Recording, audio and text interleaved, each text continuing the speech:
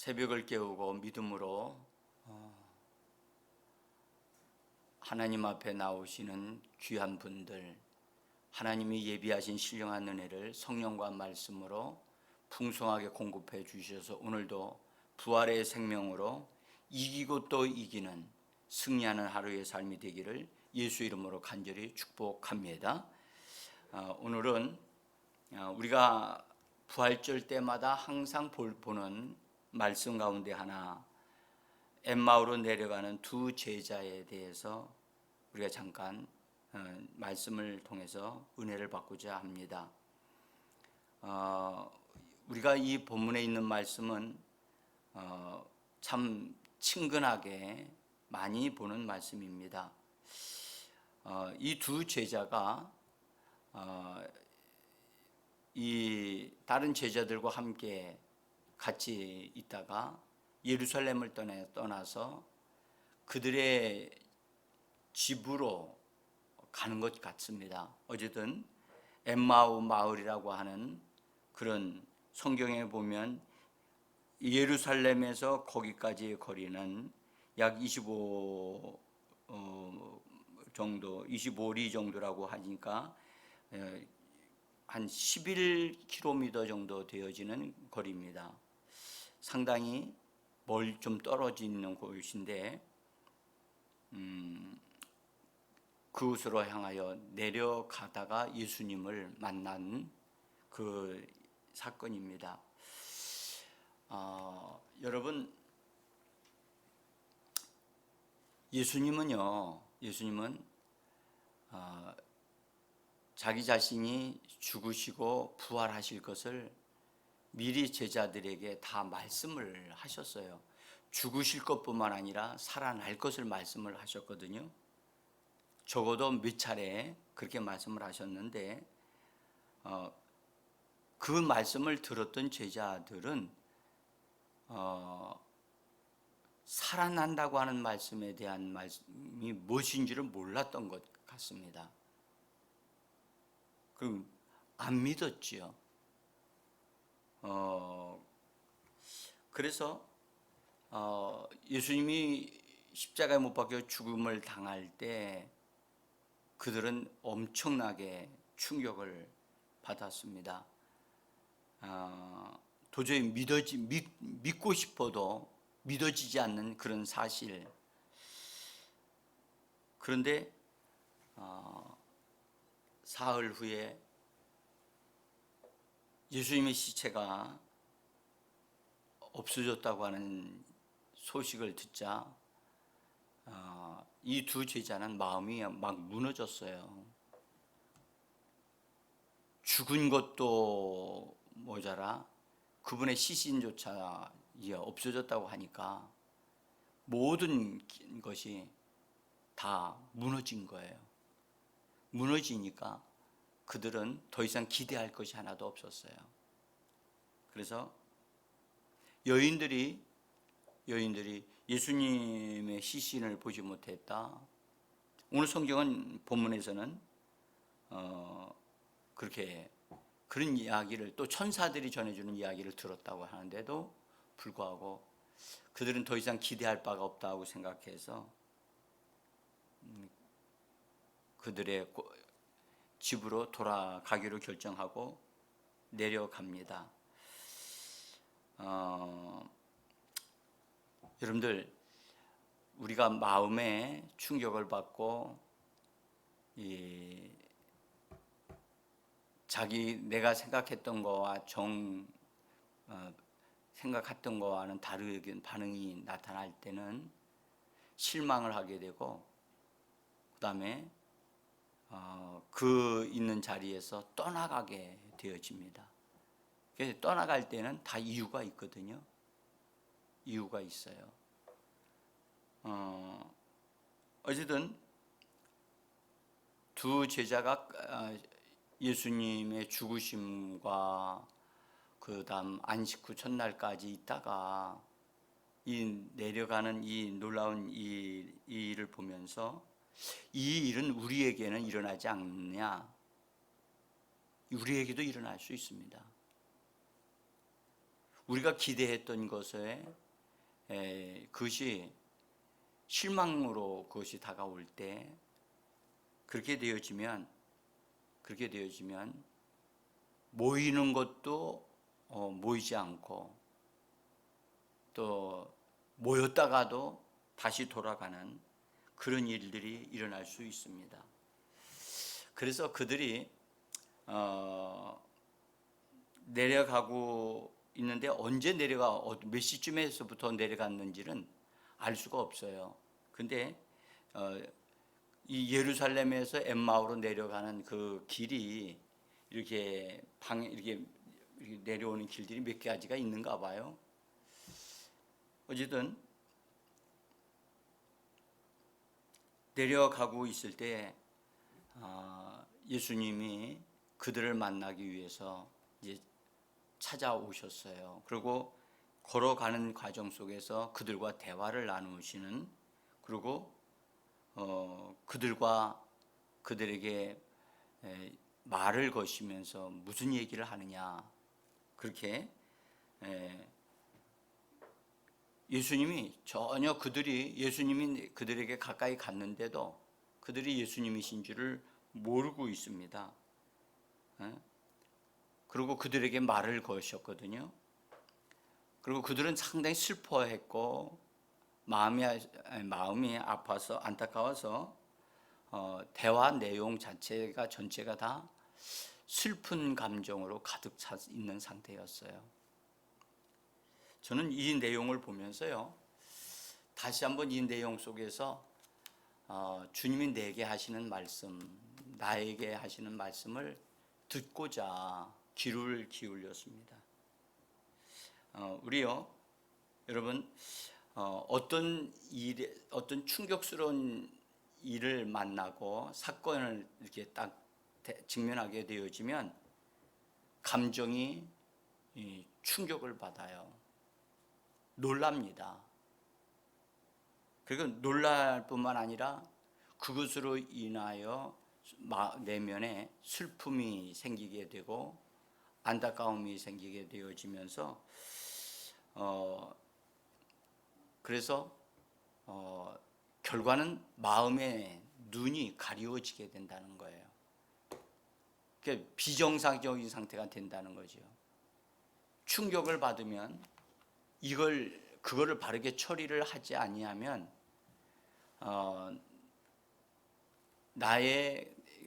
내가 보았던 눈이 비정상적인 상태로 이렇게 되어져서 눈이 가리워진다는 거죠.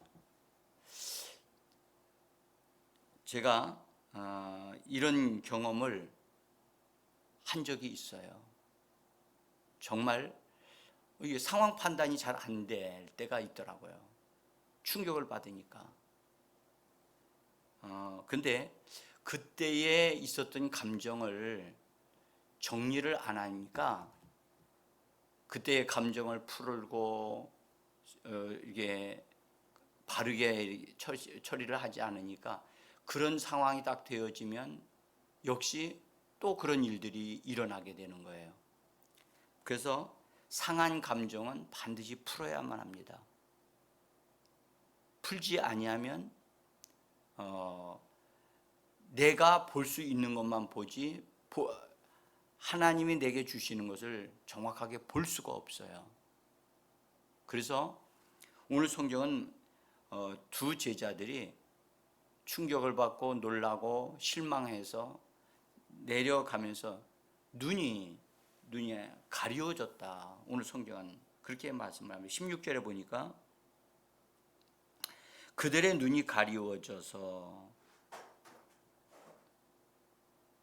이 가리워졌다는 말은 어떤 부분에서 고정이 되어져서 움직이지 않는다는 뜻이에요. 그러니까 어떤 것에 대한 충격을 받게 되어지니까 그 충격받는 순간에 나의 마음이 충격으로 인하여 고정이 된다고 볼 수 있어요. 그러니까 그것밖에 안 보이는 거예요. 다른 게 안 보이는 거예요. 그래서 이 어떤 것에 대한 충격을 탁 받을 때 그것을 풀어버리는 방법을 우리가 배워야 돼요. 제가 신정동, 목동 그쪽에서 목회를 할 때 우진숙 집사라고 하는 분이 계셨어요. 우리 교회에서 수련회를 떠나게 됐는데 그 집사님이 그 수련회를 꼭 가셔야 되는데 남편이 약사라서 약사의 모임이 있어서 자기들끼리의 모임을 갖기 위해서 이렇게 가기로 했다는 거예요. 그래서 제가 너무 안타까워서 뭐 어쩔 수 없다고 하면서 이제 그분은 가셨고 우리는 수련회를 떠났어요. 떠나고 이제 우리 갔다 왔고 그분도 갔다가 강원도 쪽으로 가신 것 같은데 차 의자를 이렇게 제끼다가 의자가 팍 이렇게 봉구니까요. 탁 나오다가 탁 나오는 그것에 의해서 눈을 이렇게 딱 때렸어요. 눈에서 피가 막 나는 거예요. 그러니까 그 눈에서 피가 나는 것을 본 아내 우집사님이 충격을 받았어요. 충격을 받아가지고 뭐 다른 거 보이지 않죠. 다른 게. 그때 또 휴가철이 이어져 가지고 제대로 그때 수습을 못해서 그분의 한쪽 눈을 시력을 잃었어요. 그래서 제가 이제 그때 그 일을 당하고 나서 우진숙 집사님이 이제 저하고 같이 말씀을 나누고 기도하는 시간을 가졌는데 그 부분에 대해서 이제 같이 바라보자 하고 딱 눈을 감고 있는데 그 때에 충격받았을 때 그 상황을 피하지 말고 바라봐야 된다. 직면해야 된다. 그러니까 막 고함을 지르면서 막 눈에서 눈물이 펄펄 쏟아지면서 막 우는 거예요. 그 감정을, 그 충격을, 그 놀란 것을 그러면서 주님을 찾게 됐어요. 주님, 이거 어떻게 해야 됩니까? 저는 뭐 여러 가지 다른 것도 있었지만 정말 여러분들 한번 충격받았던 상실된 감정은 거기에 고정되어 버린다는 거예요. 가리워진다. 그래서 그 충격받았을 때의 그 충격은 반드시 주님과 함께 그것을 직면해서 정리가 되어져야 돼요. 그래야 그 사람의 감정이 순화되어지고 그 다음에 그 부분의 상한 감정이 치유가 돼서 열린 눈을 가지고 바라볼 수가 있게 되어집니다. 오늘 이 말씀을 여러분들 꼭 좀 기억하셨으면 좋겠고요. 그래서 저에게는 개인적으로 충격받았던 사건이 하나 있었어요. 제가 시골에서 초등학교를 다니고 있는데 제가 정확하게는 5학년 정도 됐을 때인데 할아버지가 돌아가셔서 할아버지 그 일행을 타고 난 학교에 있었는데 일행들이 그 학교 건너편에 개울이 있었는데 개울가 앞에 차들이 다 도착해서 거기서 이제 학교 뒤에 뒷산이 저희 산이었거든요. 근데 그 산에다가 묘를 쓰기 위해서 거기 와 있는 거예요. 그 완 무리들이 그걸 보면서 난 멀리서 보는데 막 그냥 내 마음에 충격을 받았어요.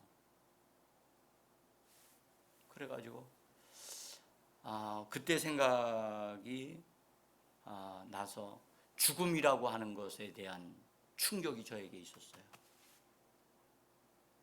그래서 사람이 죽는구나. 그래서 그것에 대한 두려움.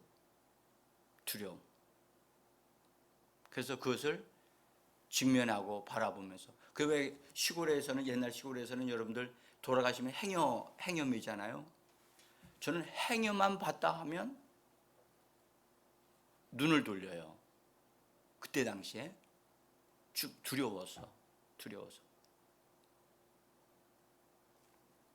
그래서 여러분들 충격받았던 일들을 피하지 마시고 주님의 이름을 부르면서 주님, 나 그것을 정확하게 보고 처리하기를 원합니다.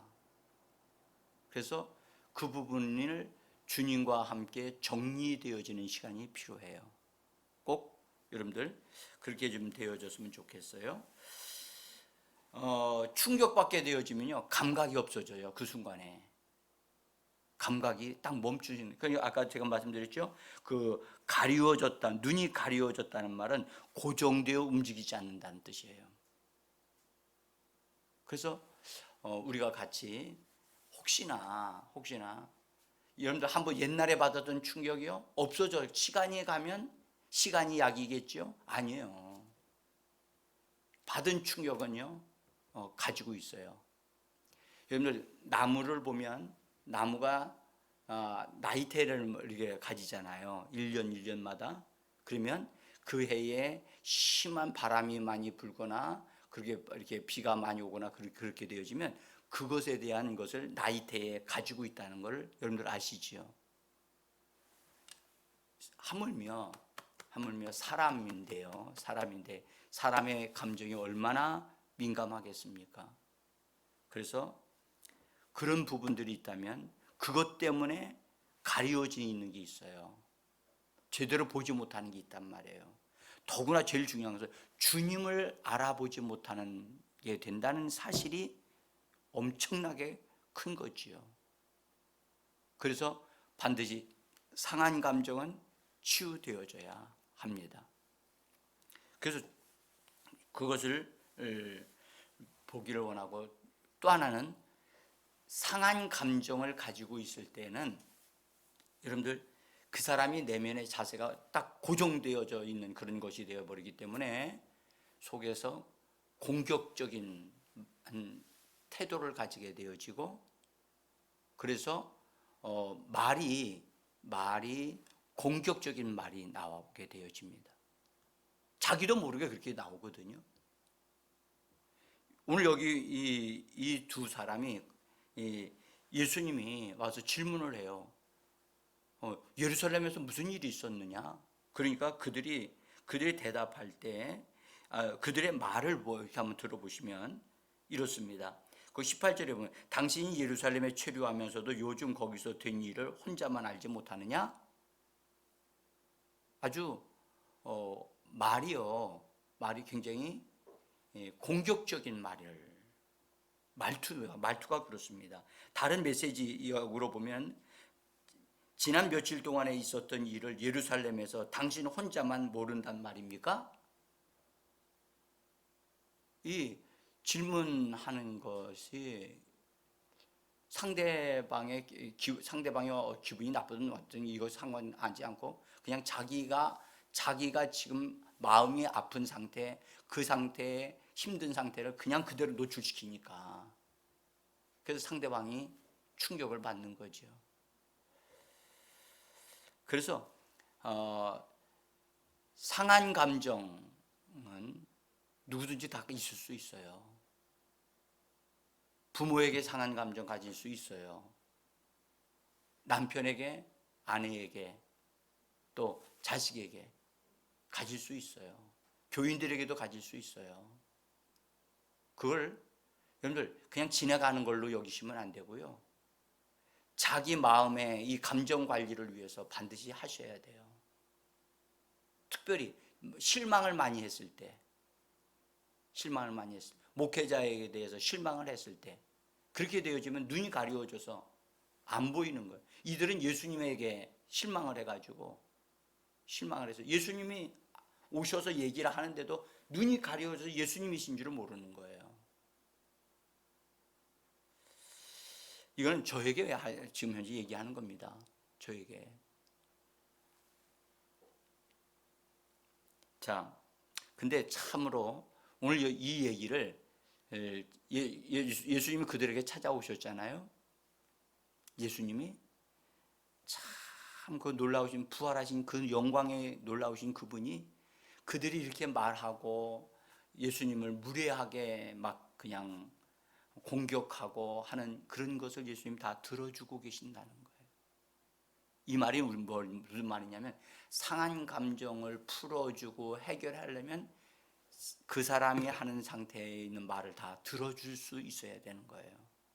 들어주는 거, 경청해 하는 거, 이것이 필요합니다.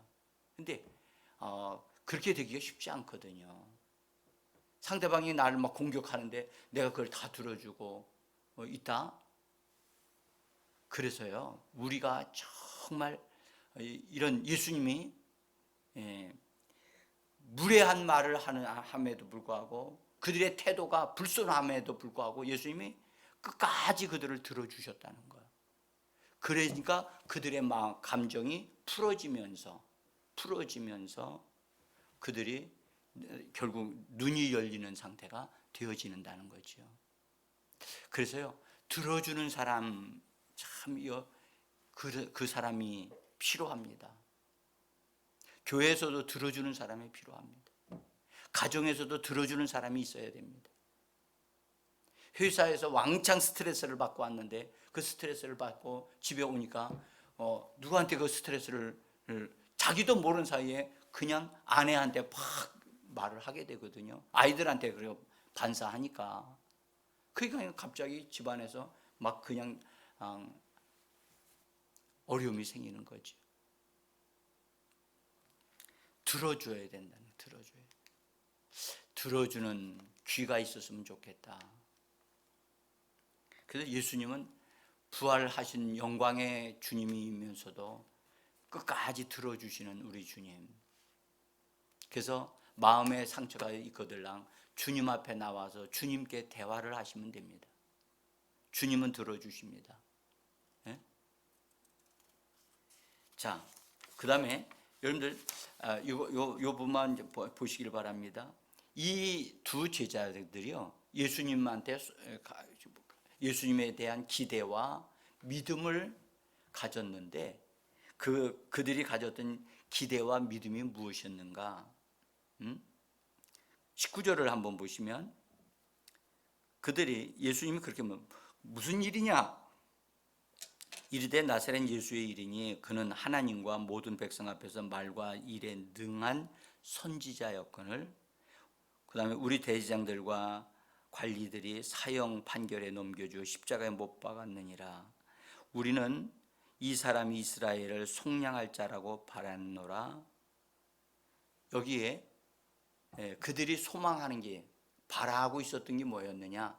이스라엘 나라를 이 예수님이 로마 제국으로부터 끌어내서 독립을 시켜주고 그 다음에 멋지게 살게 해줄 정치적인 구세주라고 그렇게 믿고 있었다는 겁니다. 어떻습니까? 이 믿음이 올바른 믿음입니까? 아니죠. 그래서 이 사건은 이 어려움, 이 예수님이 십자가에 못 박혀 죽으신 것을 통하여 제자들에게 나타났던 이런 반응들은 그들이 예수님에 대한 바른 신앙을 가지지 않았다는 사실을 들춰내주고 있는 거예요. 예수님은 구세주로 오셨어요. 우리 영혼의 구세주, 우리의 삶의 구세주, 정치적으로 대한민국을 잘 살게 하는 그런 구세주가 아니고요. 예?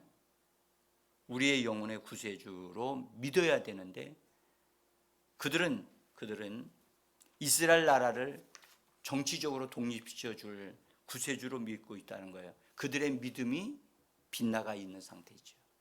그리고 소망하는 것이 좀 잘못되어졌죠. 그들은 부활의 소망을 가졌어야 되는데 부활에 대한 믿음은 전혀 하나도 없어요. 그러니까 내려가게 된 거예요. 그러니까 미끄러지게 되는 거예요.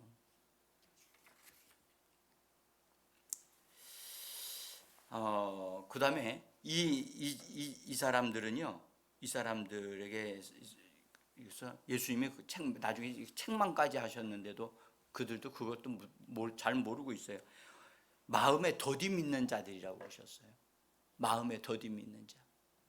여러분들, 우리가 내 속에 더디 믿는 것이 있는가를 살펴보셨으면 좋겠어요. 믿긴 믿어요. 근데 즉시로 믿어야 되는데 그 때를 놓치어서 늦게 믿어요. 여러분, 늦게 믿으면요 하나님의 기적이 일어나지 않습니다. 더디 믿게 되어지면요 하나님의 역사가 일어나지 않습니다. 이 더디 믿는 것이요, 이거 불신이거든요. 불신이 있기 때문에 더디 믿는 거예요. 이게 도둑이에요, 도둑. 영적인 도둑이.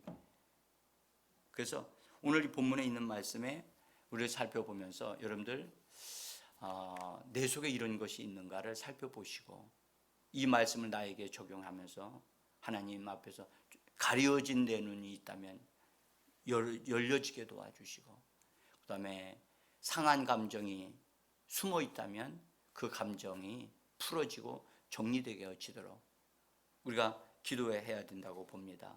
특별히 그 더디 믿는 것이 있는가, 더디 믿는 것이 있는가, 이걸 여러분들 꼭 살펴보셔야만 합니다. 여러분들, 마음의 눈이 열리도록 기도하지 아니하면 주님이 나에게 오셨는데도 주님인 줄을 모르고 있는 거예요. 이거 기가 막힌 일이라고요. 그래서 오늘 이 말씀을 들으시면서 같이 묵상하시면서 엠마오로 내려간 두 제자가 바로 우리 자신임을 한번 발견하고 내려가 있는 상태가 있다면 다시 주님께로 올라가는 상태가 되게 되어져야만 합니다. 결국은요, 예수님이 그들을 위해서 기도하실 때 그들의 눈이 열렸거든요. 여러분들, 눈이 열리는 방법은요, 기도하는 거예요. 기도해야 됩니다. 주님을 찾아야만 합니다.